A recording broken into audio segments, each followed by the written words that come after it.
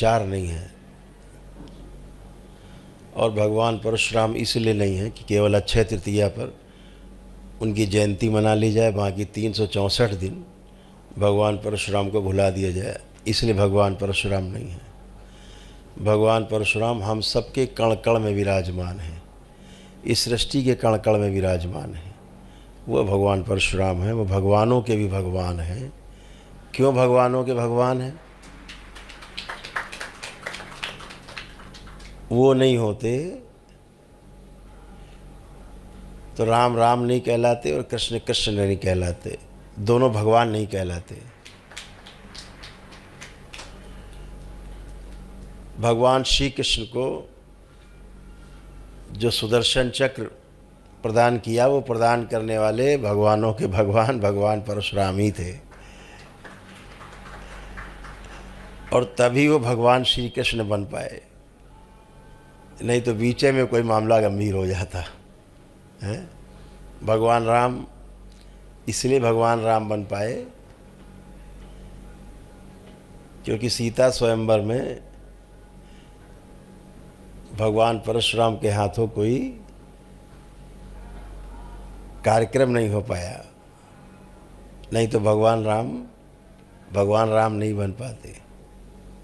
भगवान राम भगवान इसलिए बन पाए क्योंकि भगवान श्री राम के और भगवान परशुराम के जो गुरु थे ना, शस्त्र विद्या के, वो ऋषि विश्वामित्र ही थे। दोनों के गुरु ऋषि विश्वामित्र थे, ये बात शायद कम लोगों को पता हो। तो भगवान श्री राम के गुरु तो शस्त्र विद्या के जो महर्षि विश्वामित्र थे, लेकिन भगवान परशुराम के दो गुरु थे शस्त्र विद्या में। महर्षि विश्वामित्र थे और साथ में भगवान शंकर भी उनके शस्त्र विद्या के गुरु थे। इसीलिए कहा जाता है कि भगवान शंकर के केवल एक ही शिष्य, जिसका नाम है भगवानों के भगवान भगवान परशुराम। दूसरा कोई शिष्य हुआ ही नहीं आज तक शंकर का, सब भक्त हुए। तो इस तरह से जब सीता स्वयंवर हुआ, वहाँ कोई अनर्थ इसलिए नहीं हुआ कि स्वयं महर्षि विश्वामित्र वहाँ पर उपस्थित थे। तो राम के भी गुरु वही और परशुराम के भी गुरु वही, इसलिए वहाँ कोई अनर्थ नहीं हो पाया। असली बात वहाँ पर ये थी। भगवान परशुराम के ऊपर एक आरोप लगता है, बहुत दुख की बात है। जाति विशेष का एक नारा लगा करके कि जाति विशेष के लोगों को उन्होंने हत्याएं की।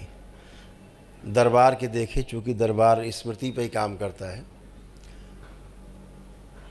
इसलिए बहुत ताकत के साथ, पूरे दावे के साथ, पूरे प्रमाण के साथ कह सकते हैं कि भगवान परशुराम ने कभी किसी की हत्या नहीं की। कोई इतना बड़ा तपस्वी चींटी नहीं मार सकता, हत्या तो बहुत बड़ी बात है। हाँ, तपस्वियों ने हत्याएं नहीं, लेकिन वध जरूर किए हैं, और वध करने वाले को इस संसार ने पूजा है। चाहे वो वध राम ने किए हों, चाहे वध श्री कृष्ण ने किए हों, आज हम सब लोग उनको पूजते हैं। तो भगवान परशुराम को क्यों नहीं पूज सकते? अगर उन्होंने वध किए होंगे तब भी अगर मान लें, तो हत्याएं तो नहीं की। अगर राम ने रावण को मारा, तमाम आतताई मारे, तमाम राक्षस दानव सब मारे, तो आप उनको हत्या नहीं कहते, वध कहते हैं। भगवान श्री कृष्ण ने तमाम लोग मारे, ढूंढ ढूंढ के मारे, कंस मामा समेत कितने राक्षस दानव दैत्य सब मारे ढूंढ ढूंढ के। तो हम उनको हत्या नहीं कहते, उन्हें वध कहते हैं। समाज के हित में किया दुष्टों का वध। तो जब भगवान परशुराम ने वध किया, तो फिर आप उन्हें हत्यारा क्यों कह देते हैं कि हत्या की उन्होंने? तो वध ही किए। वध में और हत्या में बहुत बड़ा फ़र्क है। हत्या अपने लिए की जाती, वध समाज को सुधारने के लिए, समाज को बचाने के लिए, दुष्टों से बचाने के लिए जो किया जाता है उसे वध कहा जाता है। तो इस तरह से रहा है। भगवान परशुराम के ऊपर कहा जाता है कि वो एक विशेष जाति विशेष के विरोधी थे। कैसे विरोधी हो सकते हैं? अगर जाति की बात की जाए, क्षत्रिय की बात की जाए, तो क्षत्रिय तो स्वयं उनकी माँ थी। भगवान परशुराम की माँ रेणुका स्वयं क्षत्रिय थी। सगी दादी भगवान परशुराम की ऋषि रचिक की जो धर्मपत्नी थी, ऋषि जमदग्नि की जो माँ थी, वो स्वयं क्षत्राणी थी। जिसकी दादी क्षत्राणी हो, सत्यवती, जिसकी स्वयं की माँ क्षत्राणी हो, वो क्षत्रिय विरोधी कैसे हो सकता है? कल्पना करके देखिए। और उसी काल में इतने बड़े बड़े विद्वानों के साथ में सूरवीर भी थे, बहुत ताकतवर लोग थे, लड़ाकू लोग थे, विश्वामित्र जैसे लोग भी थे। क्यों भगवान राम का विरोध, भगवान परशुराम का विरोध क्यों नहीं किया? अगर वो क्षत्रिय हत्या कर रहे थे तो बहुत बड़े बड़े लोग मौजूद थे उस समय। किसी ने भी उन हत्याओं का, जिनको हत्या कहते हैं हम लोग, जो वध कर रहे थे, किसी ने विरोध नहीं किया, क्योंकि वो धर्म के सापेक्ष आचरण कर रहे थे, धार्मिक आचरण कर रहे थे, दुष्टों का ही वध किया।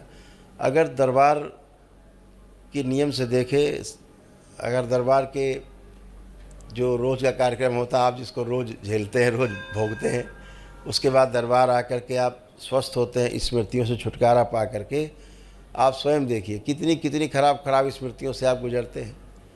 कितना दिमाग में सर्कस चलता रहता था, उल्टा सीधा खराब खराब सब। अपने ही परिवार के विरुद्ध सोचना, अपने ही परिवार से दूर रहना, चिढ़ होना, नफरत होना, घृणा होना। आज आप सबकी चिढ़, नफरत, घृणा कहाँ चली गई? आपने वैदिक प्रक्रिया की और आप स्वस्थ और स्वच्छ होकर बैठे। कोई आपके विरुद्ध, आपके अंदर किसी के विरुद्ध कुछ भी नहीं है। तो स्मृतियाँ रहती हैं। ऐसे भगवान परशुराम की भी उनके पिता की स्मृतियाँ उनमें समावेशित हो गई बदले की। और 21 घाव लगे थे उनके पिता के शरीर पर, तो 21 बार वो चुन चुन के मारे गए। तो अपने पितरों की स्मृतियों के वशीभूत होकर के भगवान परशुराम ने वो सारे वध किए। और उसके पश्चात जब कथा है कि भगवान परशुराम जी का और हनुमान जी का युद्ध हुआ, उन्होंने रोका उनको, वो कथा है लंबी। युद्ध हुआ और रोका, तो तब उनके जो है 2 आंसू आँखों से टपके। जब उनके पितर लाए गए पितरलोक से, जो स्मृतियाँ उनके अंदर पड़ी थी सब अपने साथ ले गए भगवान परशुराम से निकाल के, बदले की स्मृतियाँ। तब उनके 2 आंसू गिरे भगवान परशुराम के। जैसे आप लोग यहाँ संकल्प करते हो तो आंसू गिरते हैं, हिचकी आती है, डकारें आती हैं, खांसी आती है, तमाम तरह से गंदगी निकलती है, स्मृतियाँ नष्ट होती हैं। ऐसे ही उनके 2 आंसू निकले और वो स्मृतियाँ नष्ट हो गईं, जिनके द्वारा वो वध कर रहे थे, जिनके वशीभूत होकर के।